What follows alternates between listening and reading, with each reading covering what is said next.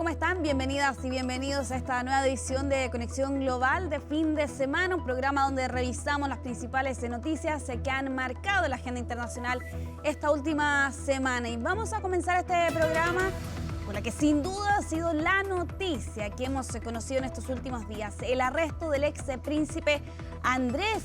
Todo esto como parte del denominado caso Epstein, que ha tenido varios coletazos a lo largo de los años, pero que precisamente durante esta semana finalmente se concretaba un arresto que se extendió por aproximadamente unas 12 horas, pero que sin duda marca un hecho sin precedentes en la historia reciente de la monarquía británica. El hermano menor de Carlos III fue detenido por presuntas irregularidades vinculadas al cargo que ejerció Andrés cuando era enviado comercial de Reino Unido entre 2001 y 2011. Todos los detalles de este arresto en el reporte que preparó Felipe Cortés.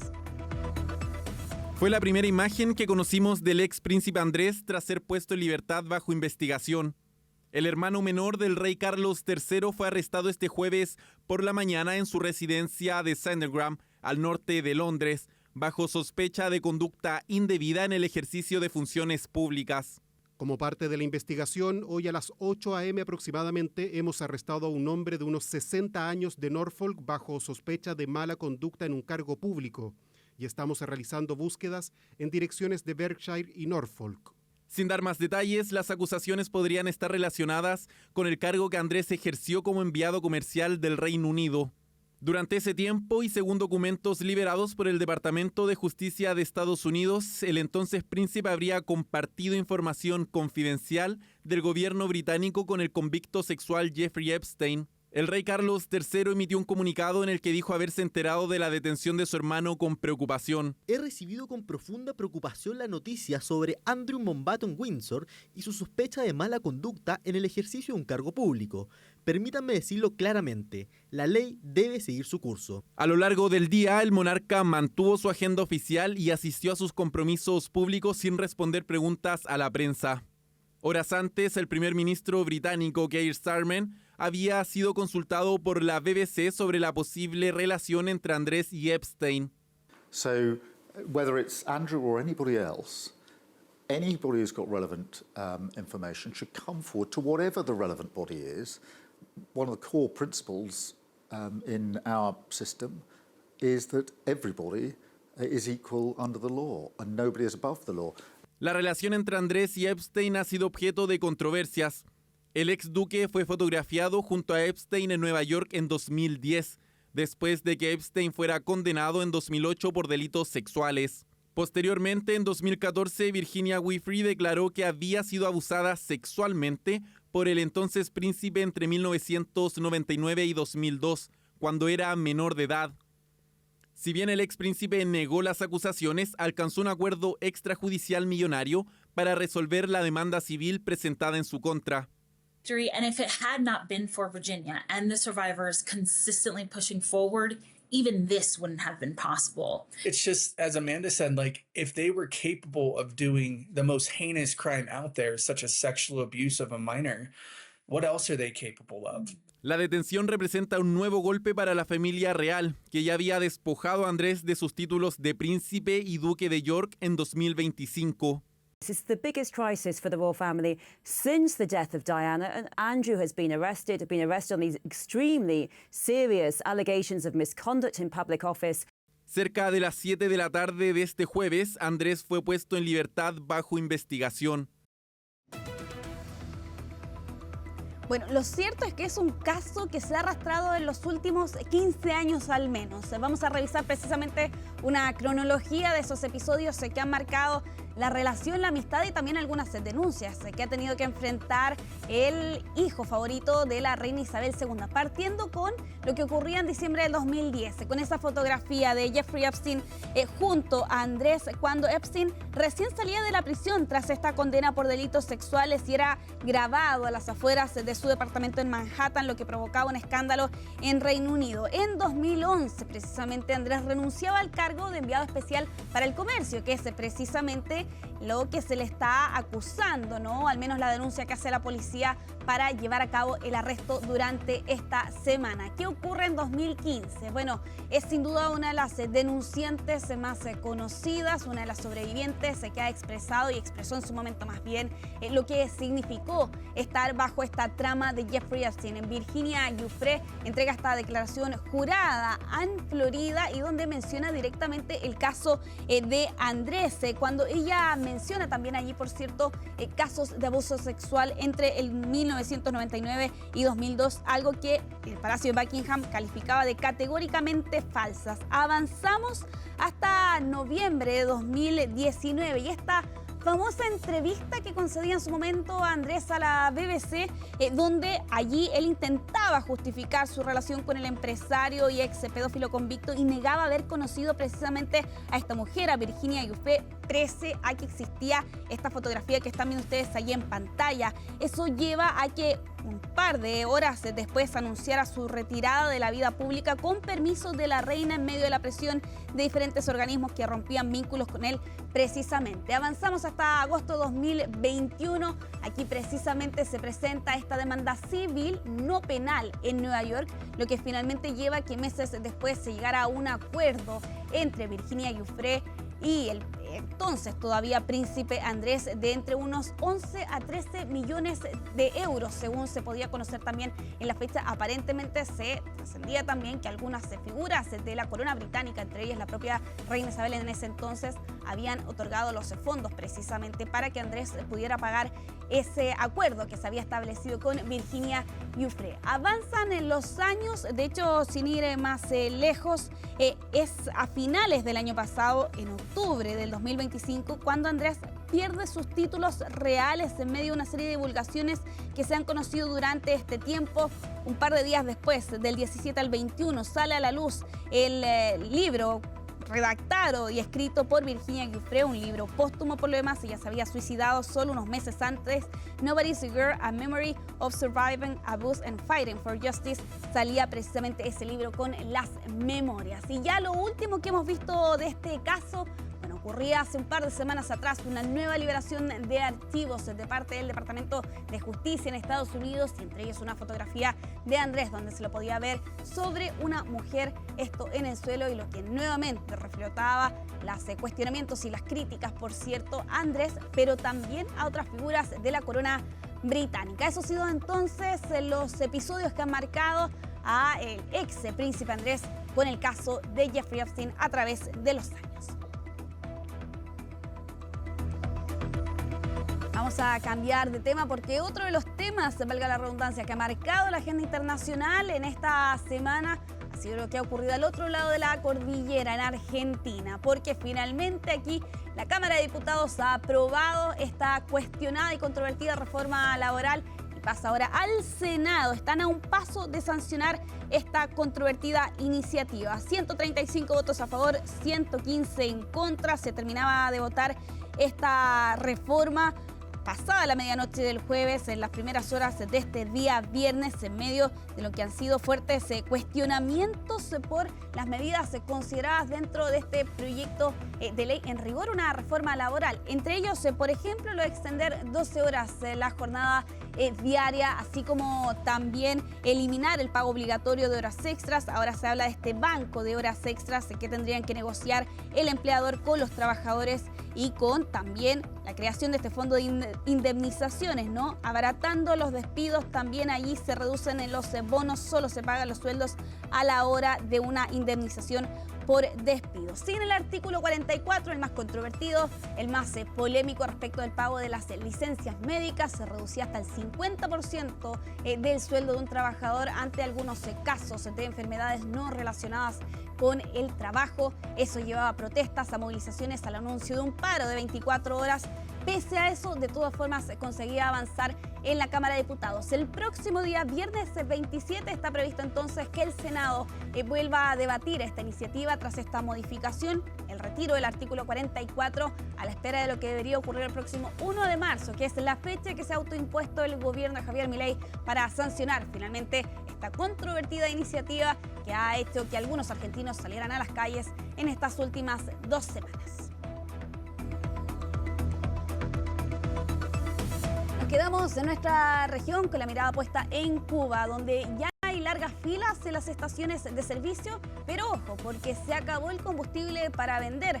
Mientras algunos residentes lidian con las consecuencias de esta crisis, muchos se preguntan por el futuro de la isla, que podría estar a días de quedarse sin combustible. Patrick Opman con el reporte.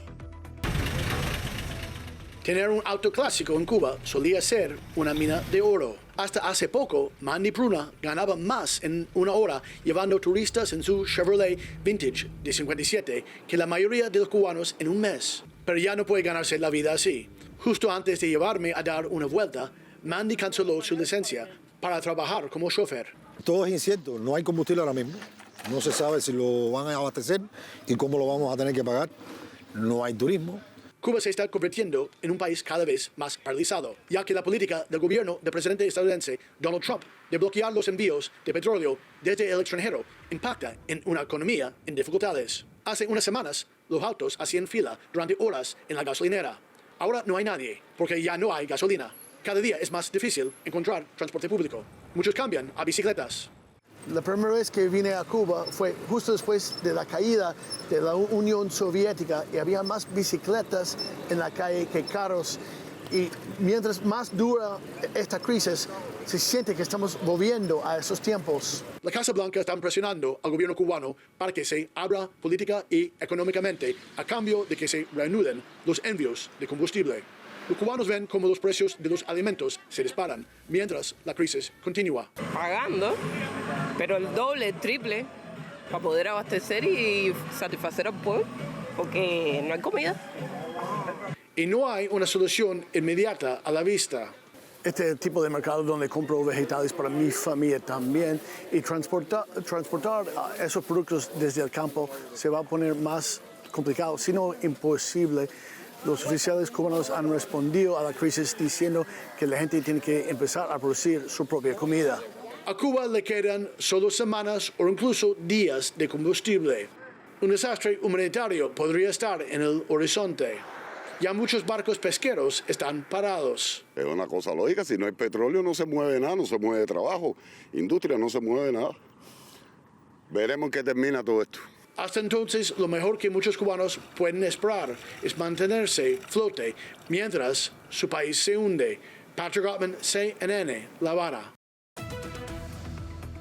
Bueno, lo cierto es que esta semana nuestra región ha dado bastante que hablar, también con lo que ha ocurrido durante estos últimos días en Perú. La destitución de José Gerí, con ello varias horas sin el presidente de la nación vecina para que finalmente Balcázar fuera nombrado presidente del Congreso y con ello también el presidente interino de esta nación. Nueva crisis en la que se vio sumida Perú durante esta semana y por eso queremos analizar la situación en el país vecino. Ya te vemos en pantalla. Muchas gracias, Rubí Rivas, politóloga y coordinadora de la Maestría de Ciencias Políticas de la Universidad Nacional Mayor de San Marcos, por acompañarnos aquí en Conexión Global de fin de semana. ¿Qué tal? Muchas gracias, Giselle, por la invitación. No, a ti, por favor, por acompañarnos. Rubí, hemos escuchado esta frase hasta el cansancio esta semana. 8 presidentes en 10 años, ¿no? ¿Cómo es que no se ha establecido algún tipo de mecanismo para que Perú constantemente, cada cierto tiempo, entre precisamente en esta inestabilidad política? Más que un mecanismo, lo que pasa es que el Perú en los últimos 10 años, en efecto, pero en los últimos 7, está pasando por unos momentos políticos más complejos de su historia, ¿no? Y particularmente en este último periodo se confluyen 3 factores importantes. Primero, una transición presidencial inesperada, que no lo podemos decir que va a ser la última, podría pasar otra más. En el medio estamos en una campaña electoral fragmentada extremadamente. Y un tercer aspecto es que hay una ciudadanía que está desconectada un poco con la política institucional. Justamente esa desconexión es la que hace que podamos ver estas situaciones de constantes transiciones presidenciales en los últimos tiempos, ¿no? Claro, Perú es un caso atípico frente a los demás países de los altos niveles de rotación presidenciales en donde los mecanismos de censura, vacancia, entre otros aspectos, ha sido utilizada, seguidamente, ¿no?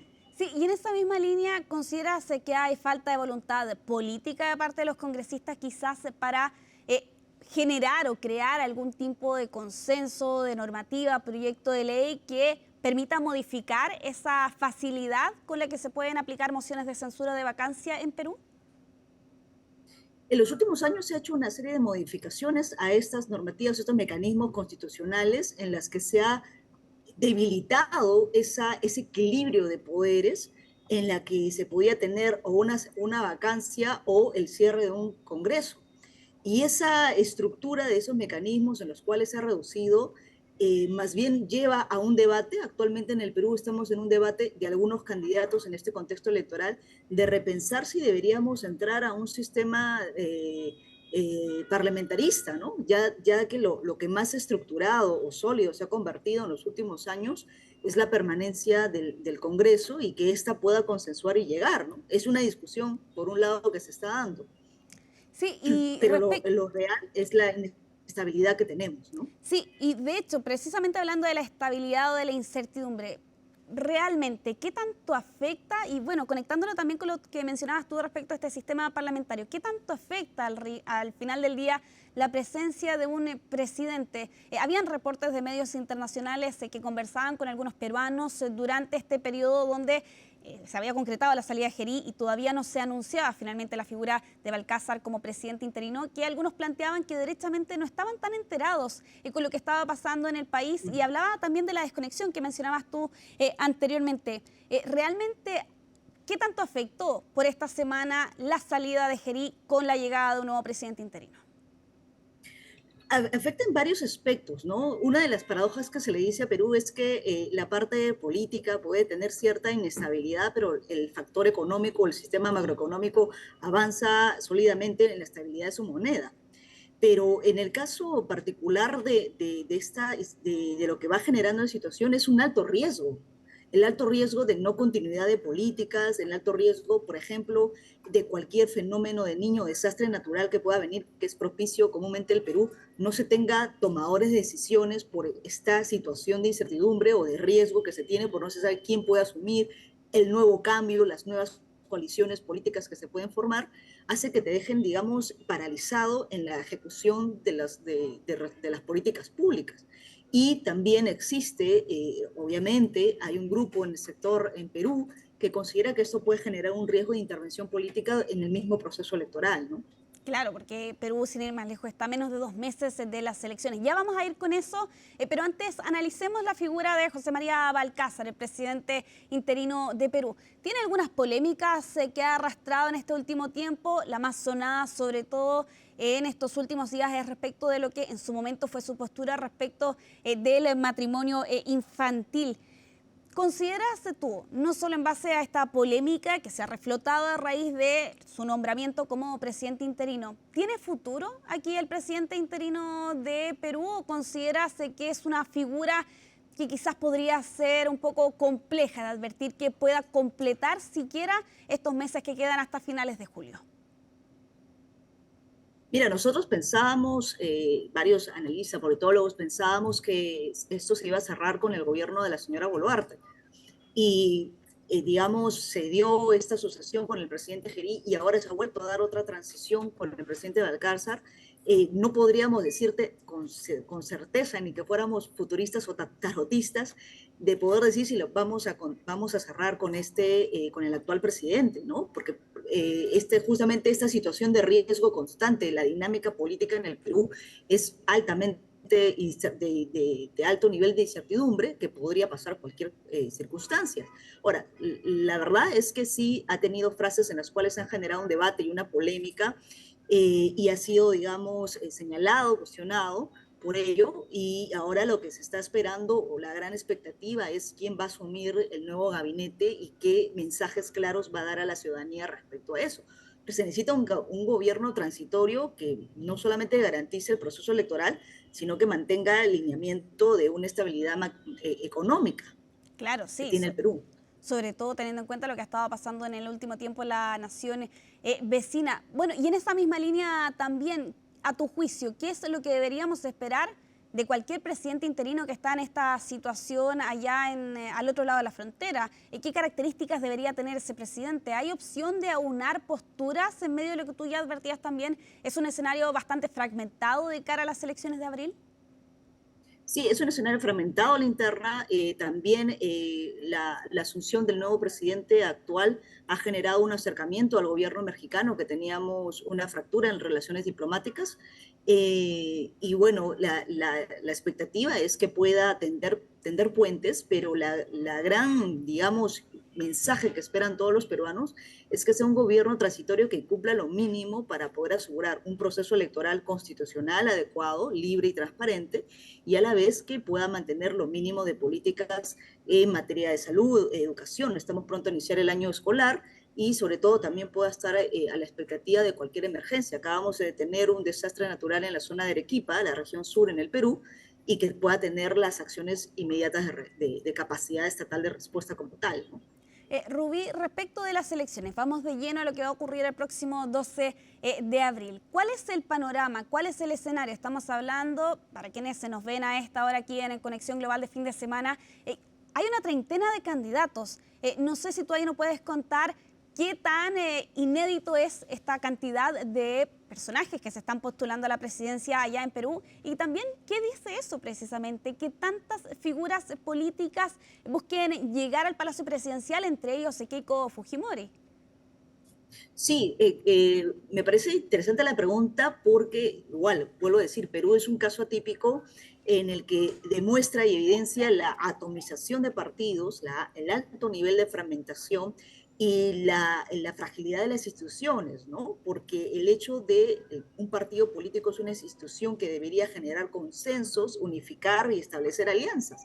Y lo que ha pasado en el Perú es que más bien esa fragmentación ha demostrado distintas posiciones en 39 partidos y ahora postulan menos, y la poca capacidad de poder llegar a acuerdos mínimos para poder participar en un proceso, las alianzas electorales. Es por eso que estamos en esta situación donde tenemos una oferta dispersa para ser candidatos no solamente a nivel presidencial, sino de congresistas y senados, en un contexto en el que Perú vuelve después de varios años, casi 30 años, vuelve al régimen de un sistema bicameral.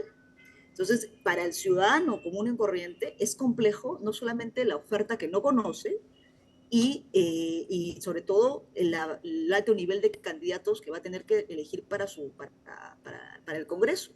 Y eso, obviamente, luego que podemos ir señalando, es que los resultados, acaba de salir una encuesta de CPI, una encuesta también de Ipsos en los anteriores días, los cuales demuestran que ninguno llega al 15%. Sí. O sea, las aceptaciones o las preferencias electorales no superan el 12 ni el 13%. Entre toda la oferta grande que tenemos de candidatos, estaríamos hablando de 5 o 6 partidos grandes en que puede llegar por lo menos a un 30%, lo que respecta a la posición de que la ciudadanía está desconectada totalmente del contexto electoral como tal. Rubí, ya para ir cerrando esta entrevista, pero precisamente vinculado con las figuras y las opciones presidenciales, si brevemente nos pudieras contar algunas características, por ejemplo, de López Aliaga, así como también de Keiko Fujimori, que tengo entendido son al menos dentro de este bajísimo nivel de respaldo los que están liderando estas encuestas. Sí, bueno, de nuevo volvemos a la misma situación en la que tenemos 4 o 5 preferencias, personajes que están saliendo, entre ellos 2 anteriores candidatos presidenciales, la señora Fujimori y el señor Aliaga, que postulan dividiéndose el voto, un voto, digamos, denominado acá de derecha, de urbano, en la zona de Lima, que están compitiendo y se ha generado un debate entre ellos, dimes y diretes en varias conversaciones, y luego tenemos personajes que pueden estar considerados en la parte de la izquierda o centroizquierda, que están surgiendo, ¿no? Figuras que son provenientes del sur, de un discurso contrario, que no son parte de los partidos políticos que actualmente están en el Parlamento. Entonces, también tenemos figuras nuevas que vienen no del esquema de la política, sino del empresariado, como el señor Rafael Belaúnde, también de la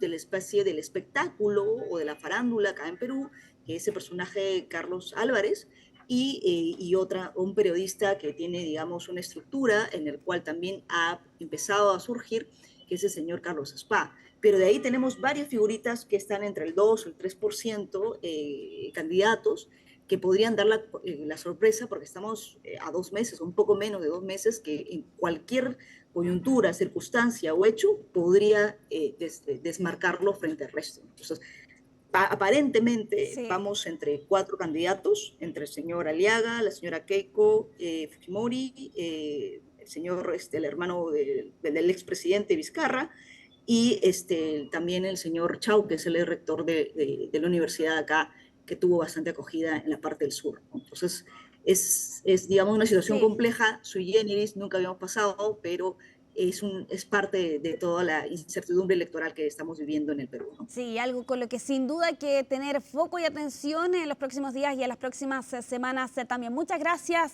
Rubí Rivas, politóloga, coordinadora de la Maestría de Ciencias Políticas de la Universidad Nacional Mayor de San Marcos, por este análisis completo del panorama que está enfrentando actualmente el país vecino. Muchas gracias. Muchas gracias a ti. Gracias por la oportunidad. Que estés bien. Bueno, vamos a ir cerrando este programa de Conexión Global de fin de semana, con la que sin duda ha sido la imagen viral que se ha tomado en las redes sociales en estos últimos días. Se lo están viendo ustedes ahí en pantalla a Punch, este macaco de 6 meses que ha sido la sensación en internet, todo esto tras conocerse su historia, que su madre no mostró interés en él cuando estaba al cuidado de sus crías, y eso llevaba a este zoológico en Japón a buscar alternativas para generar ese apego, y lo hace precisamente con ese peluche que están viendo ustedes ahí en pantalla y que ha arrastrado Punch durante estos últimos meses. Esa es la sensación de internet, a tal punto que fanáticos están acudiendo hasta este zoológico en Japón para verlo más de cerca. La sensación de internet, entonces, con esta imagen vamos a ir cerrando nuestro programa. Muchas gracias por acompañarnos aquí en Conexión Global de fin de semana. Que estén muy bien, sigan en la sintonía de CNN Chile.